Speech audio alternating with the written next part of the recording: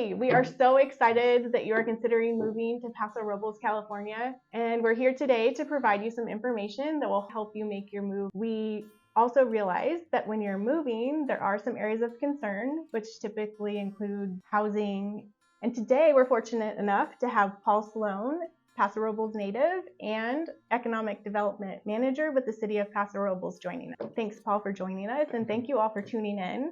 Paul is definitely going to provide his professional insight into some of these concerns. We are very desirable. Lots of folks coming here, lots of folks retiring here. That's why we need more inventory. We have the new developments with several thousand homes, in the pipeline to come here.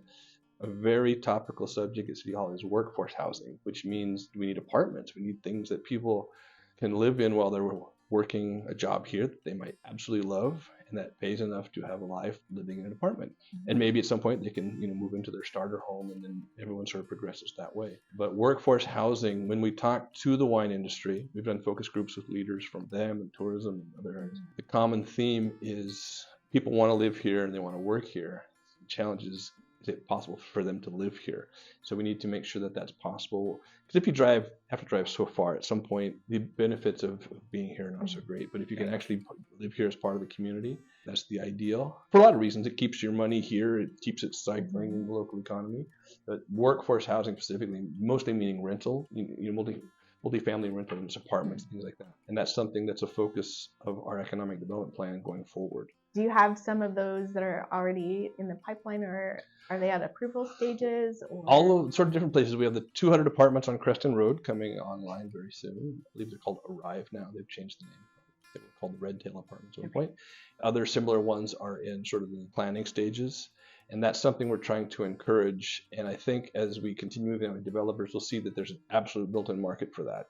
That's really great. And we have places within the city proper for infill, as they call it. We have a lot here and a lot there, which is great for building a small set of apartments, that it completes a neighborhood, and at the same time people are immediately integrated in the city, not being built on the outskirts, but basically in the downtown where you can walk or ride a bike to go to the things we have in the downtown versus always having to drive. So that's the idea, is to try and work on filling in those things which exist, and working with the developers. We feel the developers will see that there is a built-in market due to the nature of our industry. The tech side, a lot of it's paid very well. Those folks will be likely to be buying homes, folks that want to have a yard and they're in that point in their life to raise a family. So they're more likely to be moving into the home purchasing just because of the salaries that they make are well into 6 figures. And then with those projects, are there new built homes that are also in the plan? Well, we have the 5 specific plans that have been approved for the city, over a total of 4,000 homes. And the first one is broken ground, Venedo, out the old Olson, South Chandler Ranch area.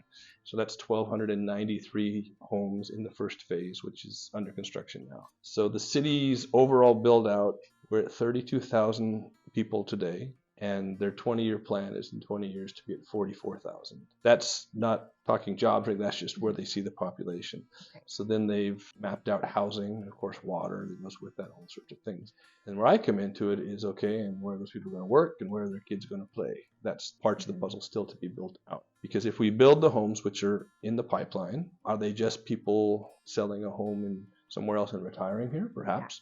Or is it a mix of that, as well as young professionals looking to raise their child out of Los Angeles, which my wife and I were in Los Angeles when our son was born, and we decided to raise him somewhere else. So I know exactly what that would be. And one of the engineering firms builds really cool space stuff, which is our first one to relocate to our tech corridor. They reached out to us specifically because their engineers and technicians are in the late 20s, early 30s. And it was the president of the company that said, my team will be moving into the family phase of life. And if I can't move my company to where they can afford a home and raise a family, I'm going to lose my team. And he's literally moving the company so that his employees can live someplace with a good quality of life and afford to buy a home. That's the kind of people that we're looking at, those kinds of homes. So we have about 4,000 in the pipeline.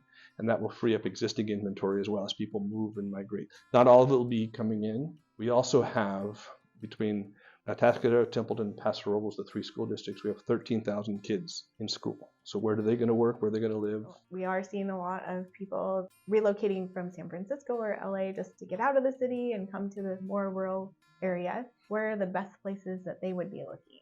to find available housing. Well, with the new obviously, builds. Platinum Properties. And hey, if you'd like more information on our area, click the link below for my free relocation guide. The new, more recent part of Paso is all on the east side because that's where there's room to expand, and they're taking what was once ranch land and creating these housing developments. So all the new developments are over on the east side of the river. And if you look at on Google Earth, you can see that most of the city's on that side.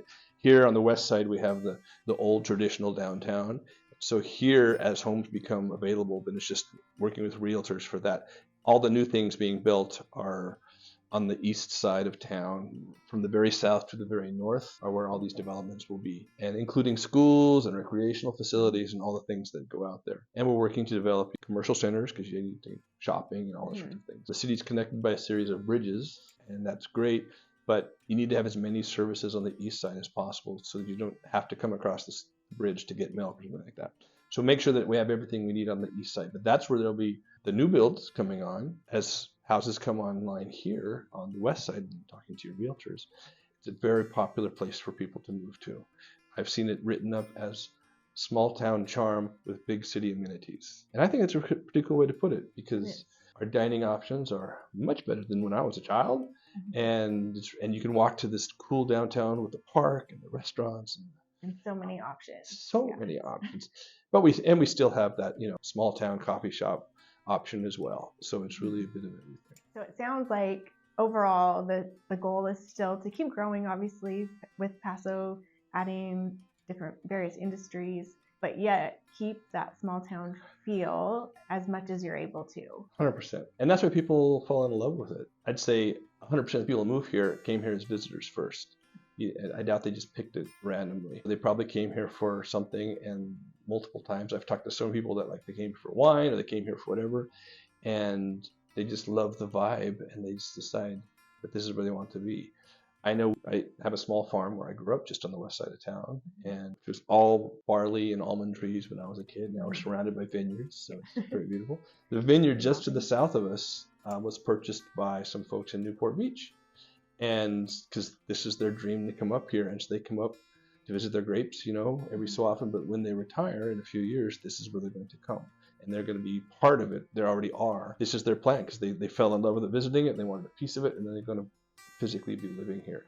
And I think that's sort of a natural progression for a lot of folks. Yeah, definitely what we're seeing on the real estate side of it. If no one moved here, we could fill up. We have 12,000 people coming. Yeah. So that's not a challenge. It won't be just people coming in. And it's great having people come here because it adds to the vibrancy of the town. But we also have people moving up in life and moving out of home. And if we can keep the multi-generational aspect of the town, that just makes it, that's part of what makes us awesome. Having all the generations being able to continue to live here definitely makes it more fun. I know my husband's family, they have 4 generations that were here at one time. I know other families in the area have 6 or, there are some old-time families around here. We have 3 and we're considered new. So yeah, I know.